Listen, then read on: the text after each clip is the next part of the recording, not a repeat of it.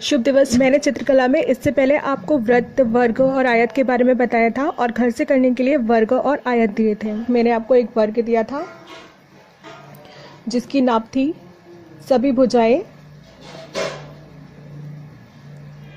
7 centimetre,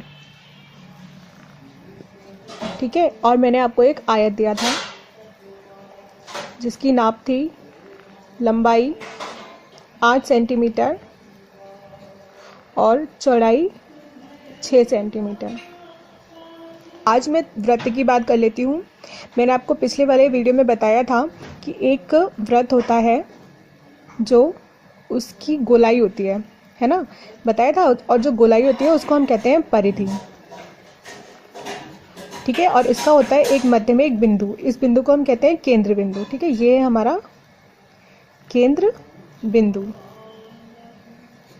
कोई भी वृत्त हम तभी बना सकते हैं जब हमारे पास त्रिज्या या फिर व्यास की नाप हो। अब त्रिज्या और व्यास क्या होता है ये समझना बहुत महत्वपूर्ण है। तो पहले देखो, जो भी वृत्त बनता है, एक आपने प्रकार की नोक रखी है ना, प्रकार में आपने पेंसिल लगाई और प्रकार की नोक रखी, जहाँ वहाँ से आपने एक वृत्त बनाया तो वो कुछ इस तरह से बनेगा। यहाँ पे प्रकार की नोक रही होगी तो ये हमारा केंद्र बिंदु हो गया, ठीक है। ये है गोलाई, गोलाई को मैंने आपको बताया था परिधि कहते हैं। अब कोई भी रेखा जो कि हम परिधि से केंद्र की तरफ खींचें, बिल्कुल सीधी, ठीक है। जैसे मैंने ये रेखा खींची तो ये रेखा एक दूरी तय कर रही है परिधि से लेकर केंद्र बिंदु तक की। इस दूरी को हम कहते हैं त्रिज्या। क्या कहते हैं? त्रिज्या, ठीक है। इससे ही हम वृत्त का निर्माण करते हैं, ठीक है। अब ये रेखा त्रिज्या है। ऐसे ही मैं अगर यहाँ से एक रेखा सीधी खींच दूँ जो कि इस केंद्र बिंदु तक पहुँचे, ये भी क्या होगी? हमारी त्रिज्या, क्योंकि ये बिल्कुल सीधी है, ठीक है। अगर मैं ऐसे करके एक रेखा बना दूँ जो केंद्र बिंदु तक जाके मिले, तो क्या हम इसे त्रिज्या कहेंगे? नहीं कहेंगे, क्योंकि त्रिज्या यहाँ से यहाँ तक की सीधी दूरी होगी, जबकि इसमें ये लाइन घूम रही है, तो ये त्रिज्या नहीं है। त्रिज्या हमेशा सीधी होगी, ठीक है। और परिधि को भी छुएगी, केंद्र बिंदु को भी छुएगी।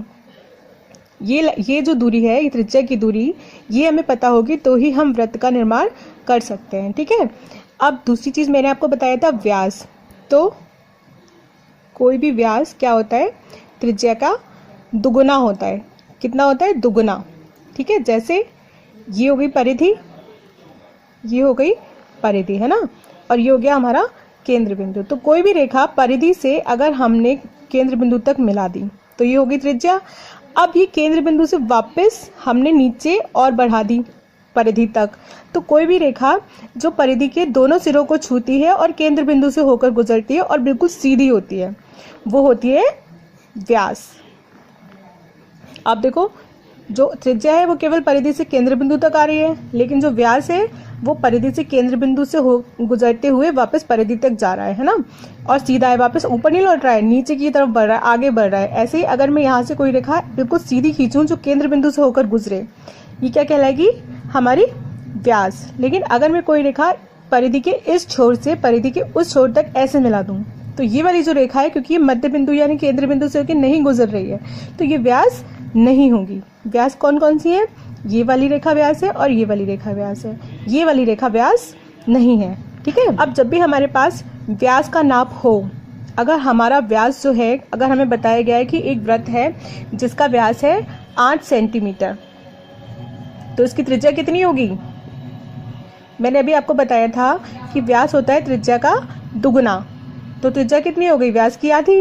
यानी अगर व्यास दे रखा है 8 सेंटीमीटर तो त्रिज्या कितनी होगी? 4 सेंटीमीटर। कैसे? 8 का हमने आधा कर दिया, काटो, 8/2, 2 एकम 2, 2 चौक 8, है ना। तो त्रिज्या हमेशा व्यास की आधी होती है, और इसको हम इस तरह से कह सकते हैं कि व्यास हमेशा त्रिज्या का दुगुना होता है, ठीक है।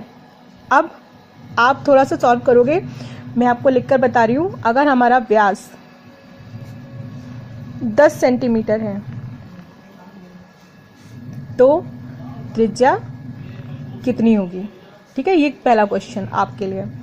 दूसरा क्वेश्चन, अगर हमारी त्रिज्या 8 सेंटीमीटर है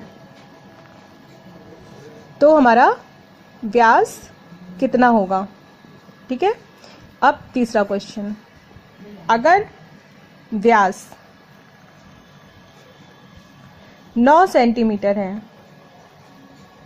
तो त्रिज्या कितनी होगी।